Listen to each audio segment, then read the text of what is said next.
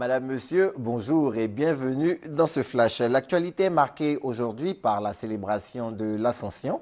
Les chrétiens célèbrent en effet la montée de Jésus au ciel. 40 jours après Pâques, où il a été ressuscité d'entre les morts, le Christ retourne vers son Père dans les cieux. C'est ce que dit la Bible. Et pour l'occasion, les chrétiens sont en fête. L'Ascension précède la Pentecôte qui sera célébrée dans 10 jours et marquera la descente de l'Esprit Saint sur terre. Les éléphantos sont champions d'Afrique des moins de 17 ans. Partis dans la plus grande des discrétions, nos petits pachydermes sont rentrés avec tous les honneurs. Et pour couronner le tout, ils ont été reçus hier par le président de la République. Après avoir été élevés dans l'ordre du mérite sportif national, ils ont reçu chacun la somme de 5 millions de francs CFA. Et avant ces moments de convivialité et de partage avec les éléphantos, le chef de l'État a présidé le traditionnel Conseil des ministres. On en retient le calendrier des examens à grand tirage de l'éducation nationale. Les détails avec Jérôme Kofi Aboula. C'est pendant environ 2 heures d'horloge, entre 10h30 et 12h30, que s'est déroulé le Conseil des ministres ce mercredi 8 mai 2013 au Palais présidentiel.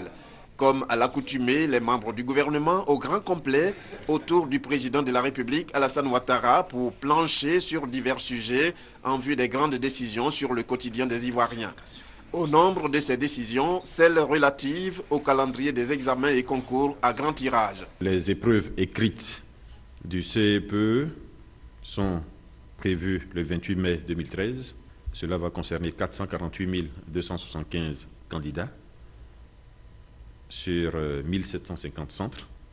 En ce qui concerne le BEPC, les épreuves orales auront lieu du 4 juin au 7 juin 2013. Et les épreuves écrites, qui valent également pour le test d'orientation en seconde, auront lieu donc les 11 et 12 juin 2013. Le BEPC cette année va concerner 308 827 candidats sur 311 centres. Et enfin, les épreuves du bac, épreuves orales qui auront lieu du 11 au 21 juin 2013 et les épreuves écrites qui auront lieu du 25 au 28 juin 2013. Les épreuves du bac vont concerner 215 369 candidats dans 750 centres. Donc cela va faire en tout 1 188 627 candidats pour ces concours et examens. Le Conseil, selon le porte-parole du gouvernement, a en outre décidé de mettre à disposition des moyens pour remettre en état tous les centres d'émetteurs de la RTI défaillants, cela pour permettre à cet organe de couvrir l'ensemble du territoire. Une somme de 2 milliards sera dégagée à cet effet.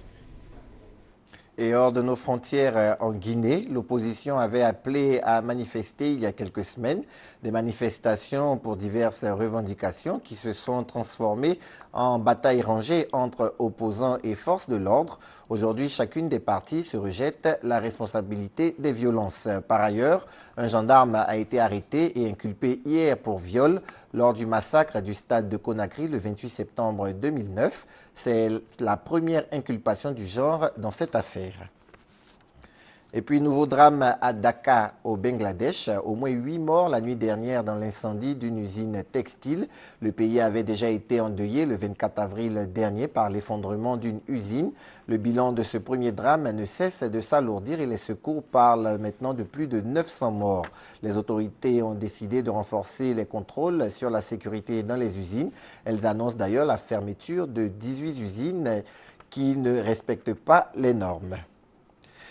Au Pakistan, les talibans promettent des attentats suicides lors du scrutin de samedi. Le pays s'apprête en effet à aller aux urnes après-demain pour les législatives. L'insécurité est à son comble dans le pays. Au moins 100 personnes sont mortes depuis l'ouverture de la campagne qui s'achève aujourd'hui. Voilà pour l'essentiel des grands titres qui seront développés dans le journal tout à l'heure. On se donne rendez-vous donc à 13h.